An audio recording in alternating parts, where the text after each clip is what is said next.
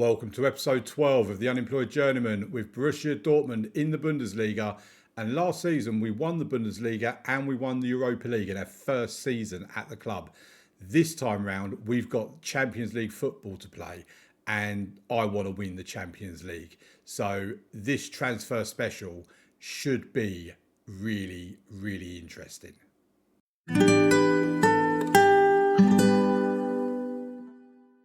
Hi everybody, welcome to the video. And yeah, this is a transfer special that I've already kind of made a decision. I'm going for quality rather than quantity. So there might not be many new signings, but I think they will be very good new signings. For example, Felix Gebhardt in goal. I want to upgrade on him. He's had a good season, don't get me wrong. He's been very good for us. Is in the Bundesliga, he's made 30 appearances, conceding 20, keeping 15 clean sheets at an average rating of 7.10. He has been very, very good. 19 clean sheets overall for the season. And as you can see from his attributes, he's actually got some really outstanding attributes. You know, command of areas 17, handling, kicking, one-on-ones are all 16 or above. Reflexes 17, anticipation 17, concentration 17, leadership is right up there 16, his jumping reach is 17. He's got some really, really good attributes that for me tells me he's better than the 2.5 stars that he's been given, and he is an important player for us, 30 years of age. And obviously with goalkeepers, being 30 years of age is not a problem. It's kind of like that, well, as it says there, it's his prime years.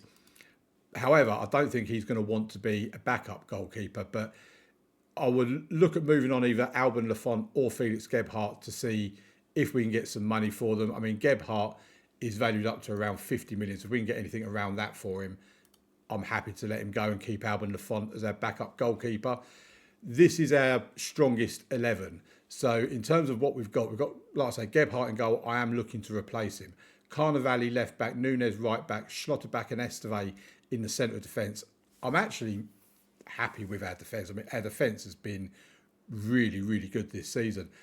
If I was to upgrade on anyone, it might be Gaston Nunez, but what I would probably look at doing is letting somebody else leave or maybe keep him as a backup option because he can play in central defence as well as out in the right wing back area. And as we can see, again, from his attributes, really decent physicals, really, really good mentals. His technicals could do with some work, but he is only 21 years of age. He has potentially got another full star of improvement that he could make. So I'd be happy to keep him at the club and have him as like backup to Esteve. He can act as backup here as well, which if I did do that would probably mean that Samson Dyke would be the guy that I'd look at moving on. 22 years of age. He's got, again, his physicals are absolutely amazing. And he is 3 stars, but he's just never really done it in the few starts. I mean, he didn't get many starts for us. He had 10 starts in all competitions, 19 sub-appearances, 1 goal, 2 assists at 6.80. He just never really impressed me a great deal.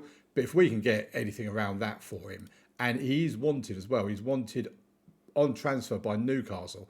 So if Newcastle come in and give me 70, 80 million for Samson Dyke, I will be more than happy for him to move on, which will then mean that we can keep Gaston Nunez but get a replacement in for him. In terms of midfield, our midfield, when everyone's fit, is Stiller, Beckwith and Kamiri. Kamiri obviously missed quite a bit of last season. I'm happy with them 3. If I'm going to replace anyone, it would be Angelo Stiller. We have got Carolot that can also play in that role as well. Barcola and Levi out wide, Canate out top. I am more than happy with them 3. I have no problem with them 3 as our main 3 front men. Anyway, Ricard Fontes that can play on the left or up top. I'm really happy with him. Other than that, I'm quite open to any of these players leaving and replacing them with better options, basically. And we have got a lot of players, as you see, by all the wanted signs along them.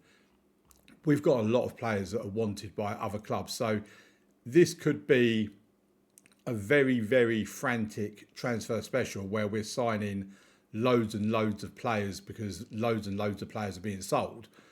Or we might end up not doing a great deal of anything. If we actually have a look at our squad in terms of its squad size. We'll omit Samuel Bamba because he is out on loan. But that is a squad of 25, 24 people without Bamba.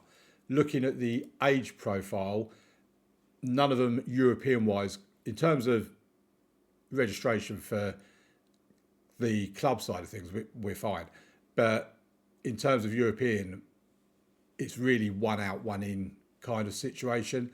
Farina, we know, does want to leave. So, yeah, I will take you to the transfer area because I have made an offer for Philippe Oberlé, and he is the current Lyon goalkeeper. And as you can see, he looks really decent. If we do a comparison of him with Felix Gebhardt, our current number one, Oberlé is in the green, remember. His shot stopping is the same. He's much better physically. He's quicker. He's got better mentals, better concentration. He's not as eccentric, which we kind of do need to be a little bit eccentric because he is a sweeper keeper. He's better aerially and better distribution. He's just, this confirms he is a much better player. I mean, the star ratings confirm it as well. He's like 2 stars better than Gebhardt. If we have a look at the actual attribute side of it, which this is an area I do love to look at. I tend to look at this more than I look at that one because this gives you the average for each from here as well. So for goalkeeping attributes, Oberlé averages 14, Gebhardt 13. For mentals, it's 12 and 11 in Oberlé's favour, and in physicals, it's 14 and 12 in Oberlé's favour as well. So every comparison we do, Oberlé comes out a mile on top, and that would be a phenomenal upgrade on what we've got at the moment. If we put him there, he's 4-star, not 4.5 star for sweeper keeper on support, but still that's 1.5 stars better than what we've got at the moment. This season for Lyon, he's made 28 appearances, conceding 21 at 6.97, 13 clean sheets. He's been at Lyon his entire career. He's been a first team regular for 4 seasons in a row now. And yeah, I just think at 23 years old, he just looks amazing. The deal we're trying to get him on is 25 million up front, eventually rising to 95 million. I think we're doing something like 25 million up front, 50 million in instalments, and then another 20 million after he's played 50 league games for us. So if he comes through, that will be 25 million taken out of here, leaving us 40 million in the transfer budget. And yeah, let's just wait and see what happens with him. I think what we'll do now is we'll go over to the end of season review. We'll do that, and then we can really get started with the transfer special. End of season review time, and here are our 2 very beautiful looking trophies, the Bundesliga and the Europa League trophy for us this season. It's been a great first season, it really is, and I'm so looking forward to the Champions League. Right, let's get into the new arrivals. Dijon Kamiri was one of the players that came in from RB Salzburg, £35.5 million, 34 starts, 2 sub-appearances, 14 goals, 10 assists at 7.42. Bearing in mind he missed the last 2 to 3 months of the season. Them numbers would have been even better. He was really, really good. I mean, they've given him a C. They're content with it. I think for 35.5 million, that is an amazing signing. I really do. Erez Levi, let's be honest, those of you that know me always knew I was going to be bringing him in from Monaco. He came in for £53 million. I consider that a bargain. Not as much of a bargain as when I bought him for Monaco, but still a bargain. 39 appearances, starts, 3 substitute appearances, 18 goals, 12 assists at 7.32. Bearing in mind he played most of his season as our right-sided inside forward, and that kind of seems to be his role now. Then we've got Giacomo Carnevale. What did they get? I gave him a B for that one. Down to the player's high ability level relative to the squad. Okay, fair enough. Giacomo Carnevale got an A+ from the board. The board are delighted with the deal to sign Carnevale. This is mainly due to getting the player to agree to a lower wage than we would have expected to pay someone of his ability. £98 million he cost us. 45 starts, 2 sub-appearances, 1 goal, 14 assists at 7.26. I loved him at Monaco. Again, I was always going to bring him in. This is a surprise. Maxime Esteve has got our star signing. Again, it's down to lower wages as far as the board are concerned. 90 million, 45 starts, 1 sub-appearances, 4 goals, 2 assists at 7.14. a 29-year-old centre-back. I'm not sure he is my star signing, but yeah, okay, that's what they think. Frederick Reuter came in for 52 million from RB Leipzig, 30 appearances, 13 of those are starts, 2 goals, 1 assist at 7.04. He was very good when he came in when he was needed. And Carolot for 70 million from Reims, 19 starts, 16 sub appearances, that's 35 in total. 2 goals, 1 assist at 6.85 as a defensive midfielder. Yeah, probably could improve a little bit, but I actually think he had a very decent season, to be fair. For me, if I was going to say star signing, I would give it to Dijon Kamiri. I'm trying not to be biased because I want to give it to Levi. But I'll go with Dijon Kamiri. I personally think he is a star signing. He was relatively cheap. Bundle of goals and assists. Good average rating. Started pretty much every game up until the point he got injured. So yeah, that for me is our star signing. But Estevez officially gets it. In terms of the transfers out, I mean, there's not really a great deal to speak about here. Jordan Arnoux went to Standard Liège for 3.1 million. He's had a decent season. Amadou Hadara has had a decent season at Copenhagen as well. He left for 3.2 million. Noah Mikic went to RB Leipzig for 34 million pounds. That was their big signing, a big sale rather. Pascal Struijk went to Bayern for 17 million. I'm sure he's regretting that now. He's barely played, whereas if he stayed with us, he probably would have been first choice centre back. In terms of the others, we've got Somalia Koulibaly, who went to Wolves for 15.25 million. Again, he's had a decent season as a centre-back, got 2 goals, 2 assists. Yeah, I'm sure they're quite happy with that. In terms of the season's results, Bundesliga-wise, I mean, we only lost 1 game all season, and that was the very last game of the season, narrowly losing 2-1 to Leipzig, denying me an unbeaten, invincible season. Like I've said a few times now, I've never had it on Football Manager. I crave it. I want it. Oh, we came so close. But it wasn't meant to be, but we still won the league anyway. 95% average home attendance, 77,818. Top goal scorer for us was Karen Canate with 18 goals, and the board rightfully have given us an A+. In terms of the Europa League, I mean, we won this competition, and with the exception of Fenerbahce, where we drew 0-0 in the league stage, we won every game in the Europa League. We were amazing. 95% average home attendance. Again, considering it's the Europa League, I think that's a very good attendance as well. Bradley Barcola, who, again, shout out to him. He's had a sensational season. 7 goals as their top goal scorer. A+ for that as well. The DFB Pokal, we beat Türkgücü München. Yep. Holstein Kiel and Hertha Berlin, all away from home. Every game we played in this competition was away from home.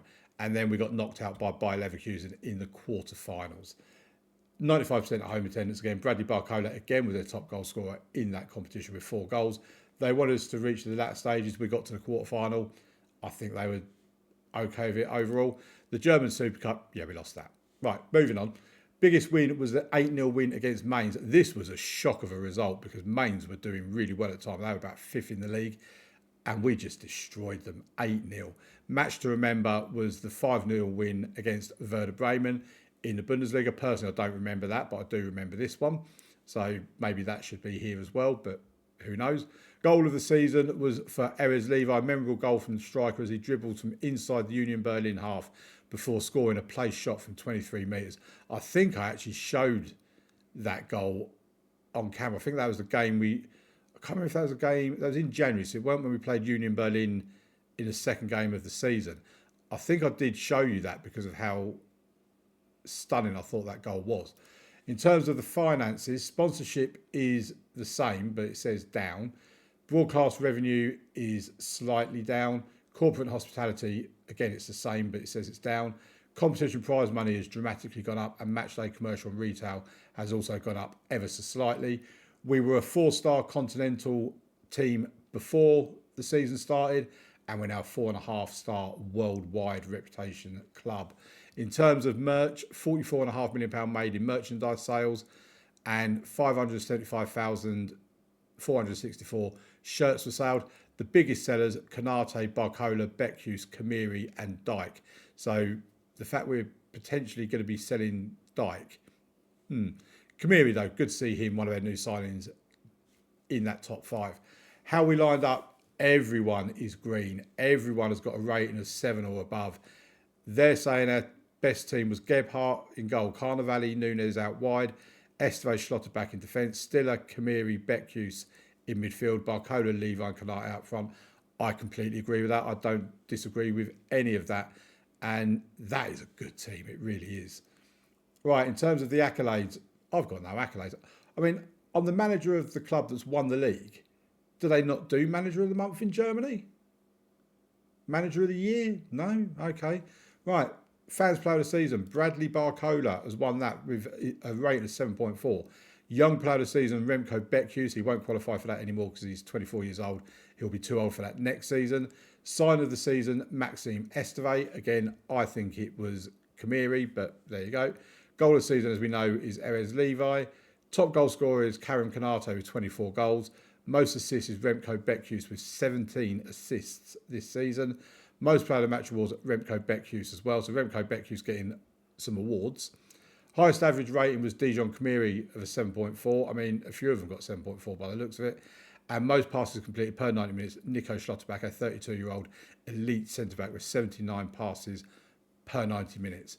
In terms of record breakers, Remco Beckhuse has broken the assist record with 17, and the highest transfer fee paid is Giacomo Carnevale on 80 million. History in the making, Borussia Dortmund came along better than anyone would have expected and carried that mid-season form all the way to the title. There's their 2 trophies. Borussia Dortmund took a little while to get going, but really set themselves up for the most magical of outcomes with their mid-season run, says Matthew Kane of The Athletic. And the timeline manager is what the timeline manager is. Brings us to this part. This is our overall best 11. There's going to be players in there we don't know and whatever else, but yep, that is that. If we carry on having a look, the bonus has been paid out, all that sort of stuff. Right, I think what we'll do now, before we get into the actual transfer side of things, let's have a look at how our other clubs that we've managed have done so far in this universe. Here we are then. We start with Fukushima United. And I've got to say, the first thing I've noticed is I'm not on any of this list. I'm not a favoured personnel, an icon or a legend. I took these over in the J3 League, got them promoted to the J2 League, promoted to the J1 League. We abandoned them when they were in the J1 League. We didn't play a game in the J1 League with them. But I got them from the bottom of Japanese football to the top division. And I'm not even favoured personnel. The one thing I do like, though, is Hiroto Yuki, legend of the game, legend of the save. He was with us when we were in the J3 League. Glad to see he's in there as an icon at the club. They're in the J2 League, so they did get relegated from the, I think their first season in the J1 League, they barely won a game. They were terrible. They got relegated to the J2 League. So this is where we got them up. They then got relegated. They then finished 5th in the J2 League. Then they were 17th, 12th and 12th. So they seem to have kind of found their niche, their little position in the J2 League. Quite happy for them. If we have a look at their tactic, they're playing a terrible 4-4-2. If we have a look at any of the players, I don't suppose any of these are players that I knew from my time. To be honest, I can't really remember, to be honest. But yeah, I would imagine all the players that we had there have since moved on. If you can see anyone, then let me know in the comments. But yeah, 4-4-2, they're in the J2 League. They're doing fine. Quite happy with Fukushima. Because one of the things I do sometimes get comments about why you're worried about clubs' finances and why you're worried about this, that and the other. It's a journeyman, just do your job, move on, this, that and the other. I like to leave clubs in as good a position as possible. I like to be able to look back on them afterwards and see they're doing well. So that's the reason why for me. So FC Tokyo will be next. They are all 13th in the J1 League. They've had a drop. I mean, this was when we was there. Winning. They won the league the year we were gone. But then, bearing in mind their season runs from January to December, or February to November, I think it is. Last season they finished 3rd. So I think they would have still qualified for the Champions League. And here you go. The one Asian Champions League they've got is the one that we won them. They've got 4 J1 trophies. We've won 3 of those with them, technically. We basically won them the 4th when we left. They were almost crowned champions. the All Japan Cup, I think we won both of those with them as well. We won one of the League Cups with them, I believe. So, yeah, most of their success has been from when I was at the club. And currently they're 13th in the J1 League. Let's have a look at where they are. I mean, wow. That is a fall from grace for FC Tokyo. Look at that. These are then Shonan won it last season. Where did they... Oh, it's third they finished last season, wasn't it? Yeah, that is not good. Let's have a look at the... Sorry, let's have a look at the tactics. They're also playing a terrible 4-4-2. If we have a look at the team, Romain Navarro was the goalkeeper in our under-19s or our B team or whatever it was. Looking through the list, Nishitani was also one of our youngsters at the time, I believe. Yeah, he's 19 years old, so he's come through to the first team. Yuki Kito, I remember him. Certainly remember having him there. Mao Hosoya as well. Jamie Andre was one of our youth players. Kai Morimoto is still there. Is he actually playing for... Don't get me wrong, I'm not looking at bringing him to Dortmund or anything, but he was loaned out to Yokohama last season. So he's not even getting in the team at the moment. Anyone else that I recognise? Jacob Ha, he's still there. He must be getting on a bit now. To be fair, he's only 30. Kaituro Lizuka, who was a really promising youngster when we was there. He's 23 years old. He's still playing for them. He's not really lighting it up, it's got to be said. Shota Iguchi, Hideyasu Kobayashi, and Adrian Prisbrek is still there as well. He was a really good player. We bought him from Norwich for about 17 million, I think. Well, yeah, 17.5 million. He's had a pretty decent time at Tokyo, to be honest. But yeah, not doing great FC Tokyo this season, it has to be said. Right, let's have a look for Monaco. And they are currently fourth, or they finished fourth in the Uber Eats Ligue 1. So they will be in the Champions League. We could end up playing Monaco in the Champions League next season. That is quite exciting. They a long way off Paris Saint-Germain, but yeah, quite a way off Nice as well. It look like they just scraped through into the Champions League. So we will have PSG, Nice, Lorient and Monaco in the Champions League next season. Whether we play them or not is another matter. If we have a look, what am I looking for? Let's go to Monaco again. Let's have a look at the tactic. They're playing a 4-3-3 still. Antoine Marie in goal. Don't know who Daniel is. Taj Daniel. Espinosa, obviously we know. Don't know him. Andre Santos, Cordoba and Dewey in the midfield. So basically we took Esteve from their defence. We took Carnevali from here. They've got Rustignoli and Russo out wide with Richie up top. Okay, they look like they've... There's Kenny Leonard. If you remember, we bought him as a little leaving present on our way out. Okay, so Monaco, fourth in Ligue 1, doing pretty decently. If we have a look at here, I'm still favoured personnel at Monaco. Was I on the Tokyo one? I want to see if I'm on... personally, I should be a legend at Tokyo. I'm favoured personnel with my mate Rui Perez. Well, I think considering I won a Champions League and 3 leagues, I should be at least an icon there. I really do. But anyway, okay, let's get into the transfer special part of the video, and I'll come back probably around the 1st of July when the new season ticks over and everything. If I have any news before then I'll bring that to you before the 1st of July. I'm not sure if I'm reading this correctly, but it's the 20th of June, so we're near the 1st of July. Angelo, 27-year-old winger that I wanted to get rid of, he's got a transfer value of 18 million, and I'd have been quite happy to accept 15 million for him just to get him out the door. He's on £43,500 a week. PSV have come in with a non-negotiable offer of 40.5 million for Angelo. 14.5 up front with £26 million in 2 6-monthly instalments. I think it's safe to say I'm going to accept that, because 40.5 million, considering I was prepared to accept 15, I'm not sure if they made a mistake, but before they have a chance to realise their mistake, I've accepted the offer, and we could be getting a large chunk of money for Angelo coming in. Here's a guy that, I mean, he's got a valuation of up to 9.2 million. One Manuel Mercado. To be honest, I don't even know who he is. I think I mentioned him earlier on that he's one of the players in our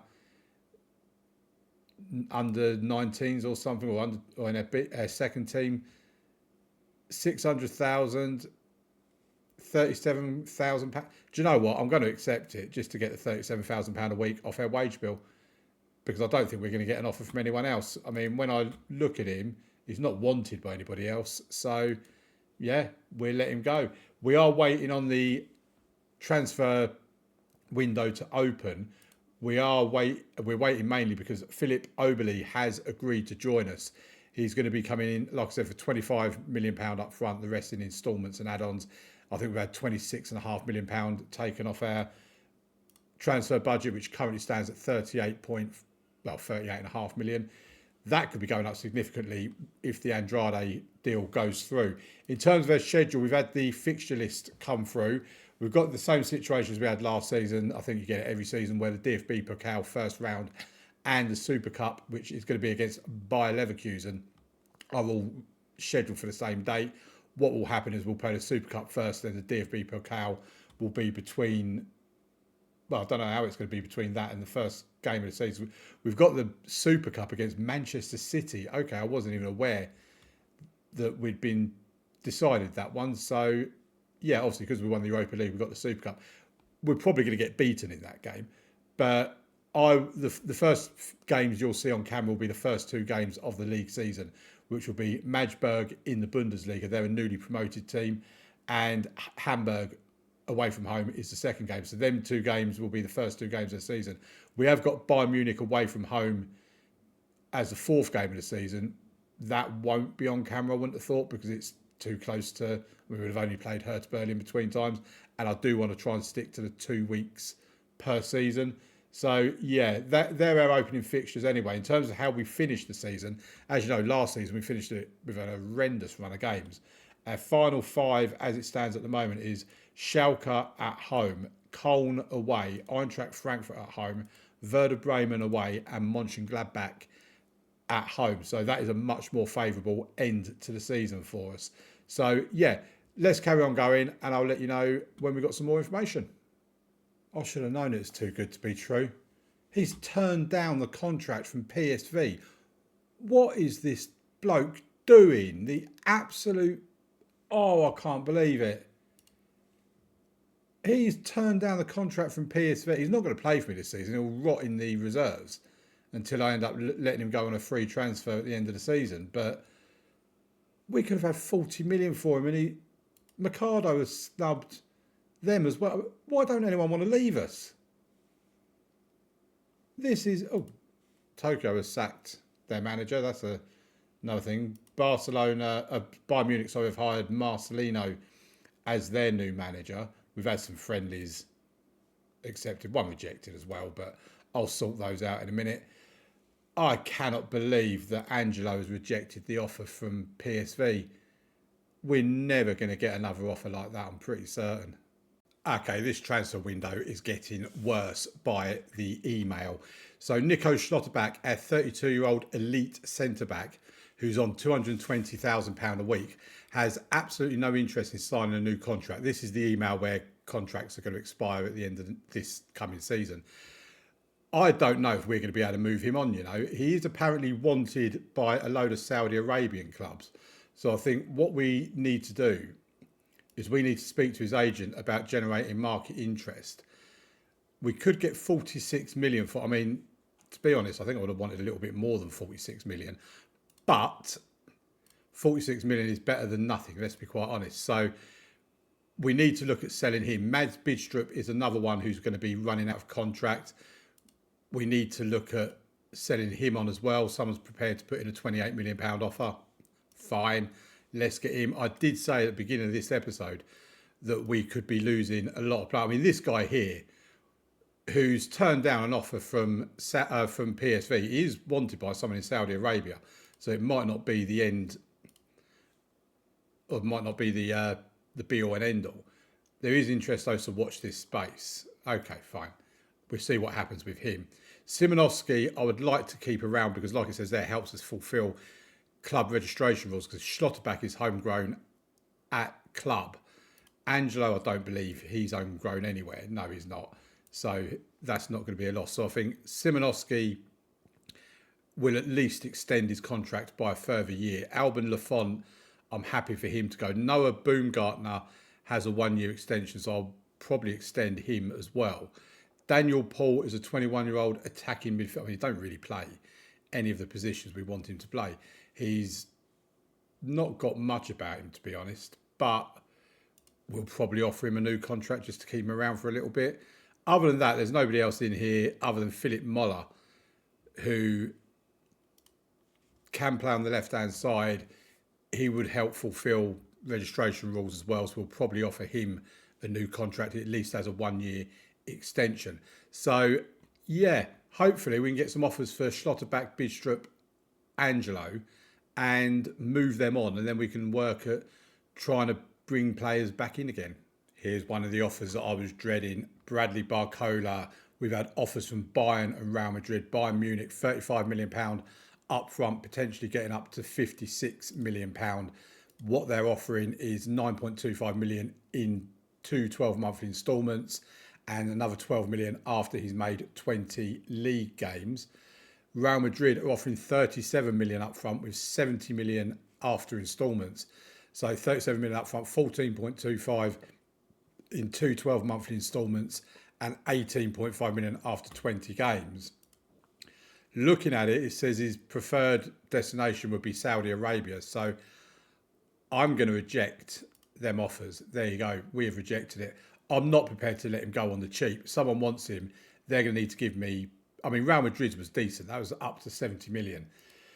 This guy as well, more offers for him. We're getting so many offers coming in at the moment. At Saudi Arabia want Claudio Reyna.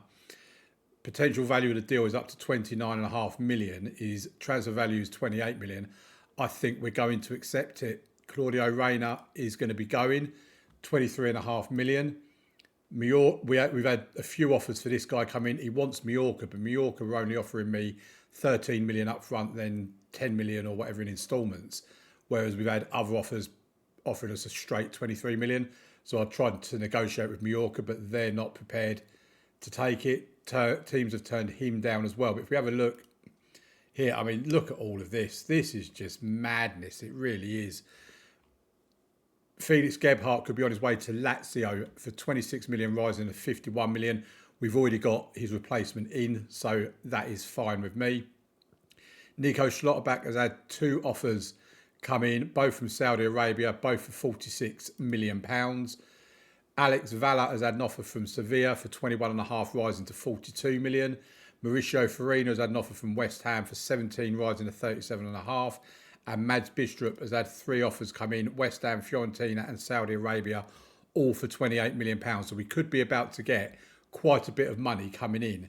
At the moment, we're in a position where we've got £38.9 million in the transfer budget with, £300,000 in the wage budget still to spend. We'll obviously have significantly more available there, and that will grow significantly as well if we can get some of these sales to go through. So I'll bring you back when we've got news on players out, because then I really need to start working on getting their replacements in. Oh, this has been an epic transfer window. As you can see from what's on screen now, £300 million nearly spent, £185 million in terms of what we brought back in. This has been nearly a £500 million transfer window. And by the time other bits of business have happened, I don't doubt it will be well over 500 million. So in terms of players out, Nico Schlotterbeck has gone to Al Hilal for 46 million. Alex Valla has gone to Sevilla for 32.5 million, rising to 42 million. Mads Bidstrup has gone to Al Ali for 28 million. Giovanni Quenda, I still can't believe we got 23 million for him. He's gone to Alaves. Matteo Naku has gone to Torino for £85,000 loan fee, but a mandatory future fee of 2.2 million. Juan Manuel Mercado has gone to Al Khalij for £650,000. Then we get into the ones that you don't know about yet. Giovanni Reyna has also gone to Al Hilal to join Nico Schlotterbeck for £23.5 million, rising to £29.5 million. That's like nearly 80 million Al Hilal have given us. Mauricio Farina has completed his move to West Ham for 30.5 million, raising to 37.5 million. Hansi has gone to Armina Bielefeld for £35,500. No future fees, it's just a loan. And Samuel Bamba has gone to Hanover on loan for £300,000. Again, no loan fee or anything involved in that. In terms of the players in, you know about Philip Oberle. We've also brought in Armin Zieris from Juventus for £55 million. German player, that will please the fans. 3-star current with 4-star potential. Look at his physicals. 6'5" as well. This guy looks really, really good. His mentals are amazing as well. His anticipation, his concentration, decisions, determination, positioning. Combine that with some very decent marking and tackling and a okay decent heading. He looks a real find, and he will be our centre-back with Esteve. And then we get on to Federico Gaipo, who came in for, what was that, 15 million, rising to 23 million. And again, another centre-back, 6'1", got some pretty decent physicals, some pretty decent mentals, some pretty decent technicals. I mean, his heading, his passing, his technique are amazing. He is only 19 years old as well, and he is listed as a wonder kid. So 5-star potential. He's our backup centre-back, basically, to the first two of Esteve and Gaipo. Zieris. Then we brought in Thiago Freitas for £59 million from Marseille. 3.5 star. Look at them physicals. Absolutely amazing. His mentals are very, very decent, as are his technicals. He can play both the Mazzala and the advanced playmaker, so he gives us an option on both of those. He will be a first-team regular for us. But again, if Bequist is out injured, he can switch over to the Mazzala instead of the advanced playmaker and vice versa. Then Alessandro Granelli, very happy to get him in for 50 million, rising to 67 million. He was wanted by Arsenal, and Arsenal even put in a bid for him as well. But he chose us over Arsenal. I think that says a lot about what we're doing here at Dortmund. 3-star current, 4-star potential, 23-year-old Italian attacking midfielder. Look at his mentals. Decisions, determination, flair, off the ball, vision. And his vision's 18. Absolutely mental. He can also play the advanced playmaker and the Mazzala. They're the areas we needed to strengthen with the likes of Bidstrup and Rayner leaving the club. But natural fitness 18, agility 17, he is really, really good. And yeah, he's going to be competing with Bequist and Freitas for a position in our midfield. Oliveira from INT for 6 million. He's basically in our under-19s. He's 21 years old. He can play right back. He can play right wing. He's got some speed about him as well. He's probably not going to ever do a great deal for us, but £6 million as an option in our under-19s or in our second team, yeah, that might have been a mistake, but we'll move past that. Then Guevara Reed for £37.5 million, can play right back and left back. Is a really decent player. He's got really solid physicals, really solid mentals. He's got some good technicals as well. He's not going to be a first choice player for us. He is a squad player, but he'll be on our bench and he'll come on in the second half on either the right or the left, depending on who needs to come off. Very happy with his signing indeed. And his signing, bearing in mind Gaston Nunez and Carnevale are our first choice left and right back. With the fact that we've sold Alex Valla, we needed to replace a left back anyway. What we're also doing is we've had an offer from Manchester City for Samson Dyke. I wanted to move him on, £46 million with the help of an intermediary. Basically, the reason why I went for Guevara Reed is because of Samson Dyke moving on. What we have done, if we go to the squad screen, so Samson Dyke's in there at the moment. There's Guevara Reed. He's actually away. This is just to show you what our first team squad would look like if everyone was available. Guevara Reed is away on international duty for another couple of days. He'll come back in time for Samson Dyke to clear off. And then basically we would normally have Gaston Nunez up there as our right back. He's injured at the moment. He's out for another 3 weeks. He would normally be in there with Reed on the bench to come on for either Carnevale or Nunez.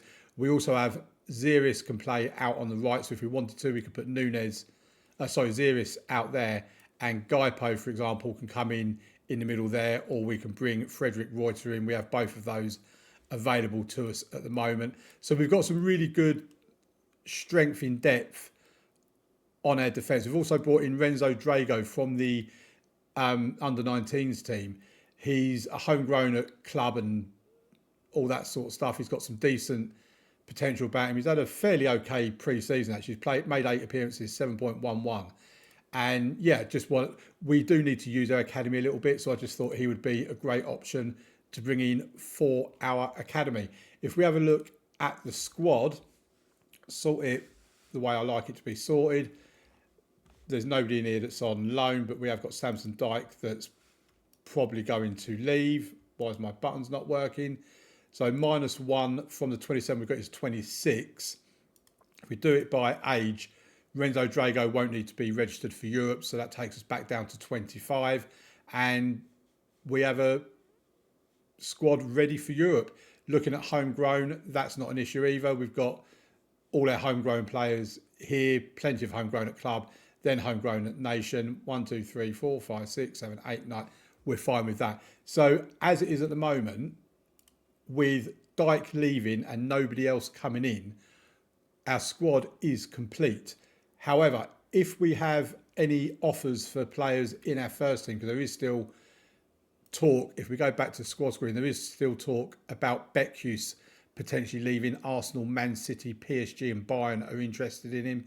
We've had a few offers this summer, but none of them have been from Arsenal, which are his preferred option. So I've just rejected all of them so far. But if Arsenal come in for him, we will have to move him on. On the plus side, we've got Granelli that will just step in. We just need to purchase another central midfielder as cover, basically. There's also been talk of Bradley Barcola leaving Chelsea, Real Madrid, 2 Saudi Arabian clubs. At the moment, we've managed to fend it all off and we've not had to accept any offer.